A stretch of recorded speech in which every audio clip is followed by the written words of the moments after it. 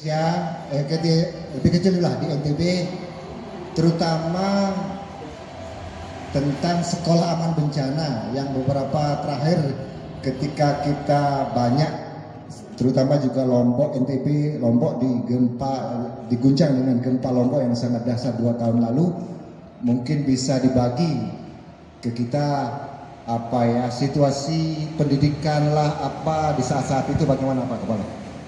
Baik, terima kasih. Assalamualaikum warahmatullahi wabarakatuh. Pertama saya menyampaikan terima kasih dan apresiasi terhadap kegiatan Tagana masuk sekolah. Sebuah ikhtiar yang patut dan layak kita dukung dalam rangka melibatkan semua pihak, dalam rangka melibatkan semua orang untuk mengerti dan teredukasi tentang apa sesungguhnya yang dilakukan, apa sesungguhnya yang dipersiapkan. Tujuannya adalah demi kebaikan kita bersama. Nusa Tenggara Barat dan dimanapun saya kira kalau berbicara tentang musibah, tentang bencana, sesuatu yang sulit kita prediksi. Itu mesti terjadi, entah waktunya kapan, entah lokasinya di mana. Tetapi sekali lagi, musibah dan bencana itu adalah sesuatu yang kapan saja bisa terjadi, termasuk kita di Nusa Tenggara Barat. Kita memiliki pengalaman dengan hal itu ketika beberapa waktu yang lalu daerah kita tercinta ini diuji oleh bencana gempa bumi yang begitu menghebohkan dan luar biasa. Tentu dampak bencana itu juga mempengaruhi semua bidang, termasuk bidang pendidikan.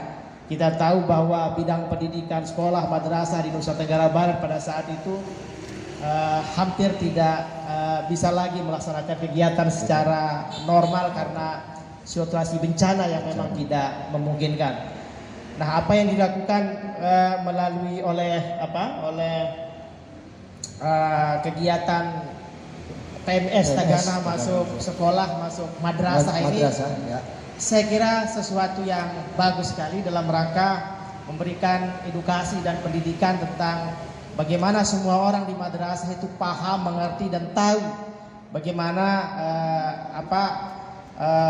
memitigasi diri dan orang lain atau mungkin lingkungan di sekitar madrasah itu sehingga menghindari atau meminimalisir adanya korban dari sebuah peristiwa bencana atau musibah. Saya kira bagus, luar biasa, kita support kegiatan ini dan sebutan 35 titik itu saya kira masih kurang. Sebanyak-banyak titik, sebanyak-banyak sekolah.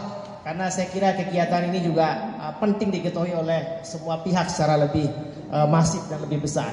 Baik Pak Kepala, ini tahun kedua. Tahun kemarin kita juga sekitar 35 sekolah. Alhamdulillah tahun ini juga kita bisa melaksanakan di tahun kedua ini. Begini Pak Kepala,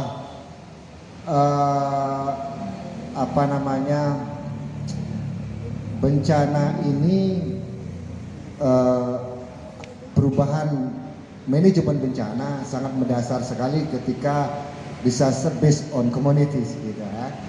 Jadi kami juga ada namanya KSB kalau di desa, Kampung Siaga Bencana. Jadi memperdayakan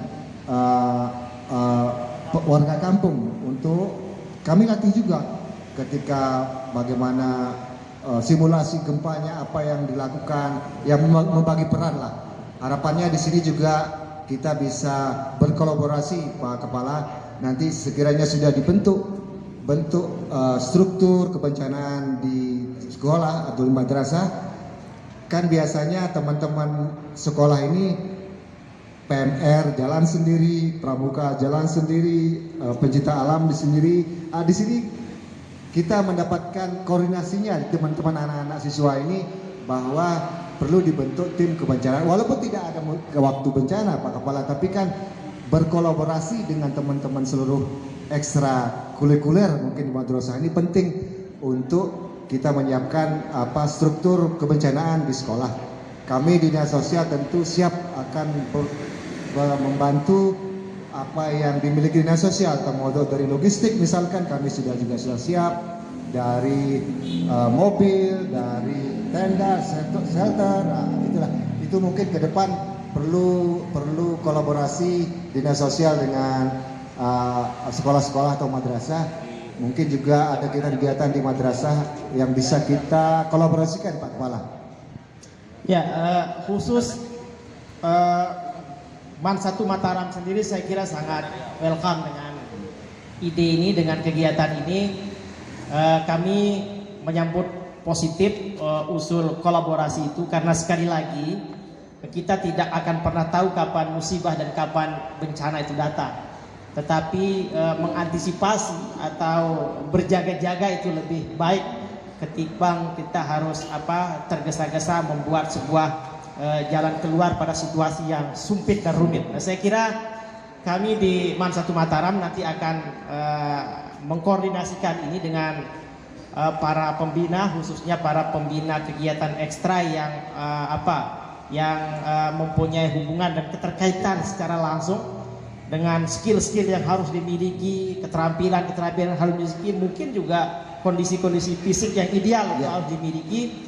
Karena ini kan konteksnya bagaimana mitigasi dalam rangka membantu orang, menolong orang, meringankan orang dari sebuah peristiwa beban bencana atau musibah yang terjadi. Saya kira Man 1 Mataram, mohon maaf terbuka, welcome. Kami siap untuk berkolaborasi. SDM dari unsur siswa akan kami persiapkan.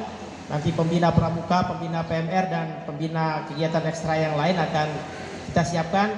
Kemudian bagaimana komposisi struktur dan skill keterampilan apa yang harus mereka miliki, tentu kami sangat berharap dari tim Tagana untuk mengedukasi atau memberikan pelatihan-pelatihan yang cocok untuk mereka. Siap Pak Kepala.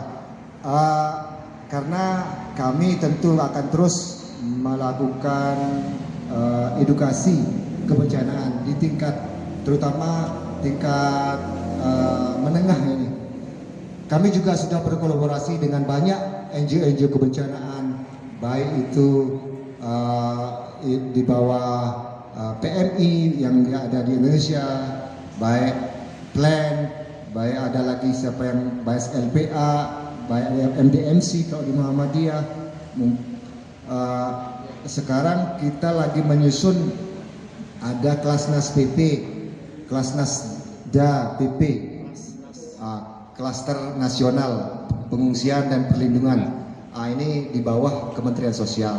Sehingga kalau di daerah berarti dinas sosial yang akan mengkoordinir perlindungan dan Kelasnas Da ini. Baik Pak Kepala, bisa share sedikit tingkat secara umum lah ya, tingkat literasi siswa atau masyarakat kita tentang kebencanaan ini. Karena saya dulu, mohon maaf Pak Kepala, hanya share memori ini, pengalaman waktu saya dulu di Islamic Center itu pusing minta ampun, bukan pusing, orang kumpul semua panik karena ada tsunami kan Pak Kepala. Saya menghadang orang untuk jangan naik ke lantai 3 itu tidak bisa, saking banyaknya. Waduh, saya bukan apa, saya takut marmer itu kan berjatuhan dan nanti kena ke diri mereka, itu kan bahaya sekali. Nah, itulah salah satu bentuk mungkin panik masyarakat kita baru merasakan gempa yang begitu dahsyat. Mungkin, tapi yang menjadi pertanyaan pelajaran itu kira-kira bisa digambarkan tingkat kesiapan masyarakat kita secara umum saja Pak Kepala. Ya, pertama mitigasi bencana yang efektif itu kalau menurut saya, mungkin juga ini pengalaman semua pihak ya, harus didahului oleh literasi bencana. Setiap bencana itu kan memiliki karakter yang berbeda-beda. Jadi jangan sampai mitigasi antara banjir dengan gempa bumi itu sama, gitu kan? Jadi kalau gempa bumi itu kita diminta untuk berlindung atau untuk mencari titik kumpul yang pas, jangan sampai mitigasinya sama dengan banjir atau kebakaran. Itu yang mungkin penting juga sebelum mitigasi bencana itu diedukasi kepada masyarakat, kepada khalayak, literasi bencana itu saya kira juga perlu menjadi mukadimahnya, menjadi pengantarnya.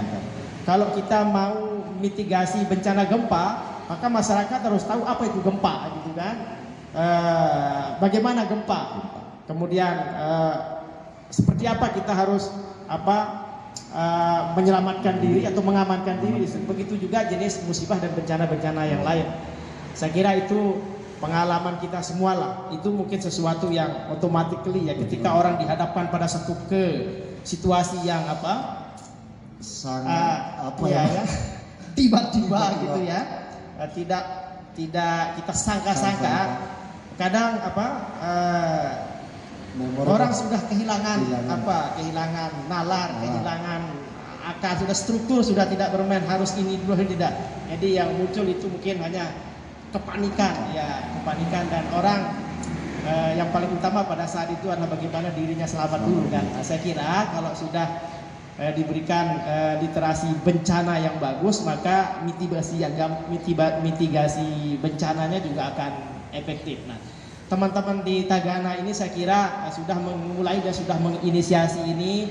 Banyak sasaran yang sudah dilibatkan, banyak pihak yang sudah dilibatkan. Ada kampung siaga bencana, kemudian sekarang ada sekolah siaga bencana. Bila perlu juga KKB, KSB, kantor siaga bencana, karena di kantor itu juga tidak sedikit orang yang berkumpul di jam-jam tertentu, sehingga mereka juga tidak boleh abai, tidak boleh luput terhadap situasi yang kapanpun bisa terjadi. Tapi pada prinsipnya ini bukan urusan teknis, ini bukan pekerjaan teknis, ini bukan program teknis, ini program kemanusiaan yang layak, yang patut kita hargailah. Jadi ini bagian dari kaidah khairun nasu anfuhum linnas. Sebaik-baik manusia adalah manusia yang bermanfaat bagi orang lain. Tagana posisi dan fungsinya adalah bagaimana membuat orang menjadi baik, ya, menjadi selamat, menjadi aman, ya, ketika dihadapkan pada musibah dan bencana. Saya kira jempol ya untuk ide-ide ini. Baik, terima kasih. Ini tepuk tangan dulu teman-teman Tagana.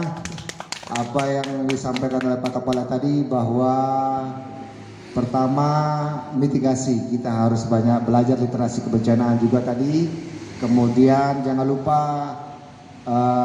yang selalu mendekat di diri kita, bahwa menjadi relawan, memberikan yang terbaik untuk sesama kita.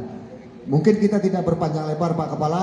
Terima kasih atas bincang-bincang ringan santai, tapi semoga menjadi bermanfaat untuk sahabat-sahabat Tagana. Sama-sama. Terima kasih Pak Kepala, karena Pak Kepala harus ada tugas yang lebih penting lagi. Sampai jumpa lagi teman-teman Tagana. Tetap sukses. Salam sahabat Tagana. Sahabat Tagana. Are you ready? Yes.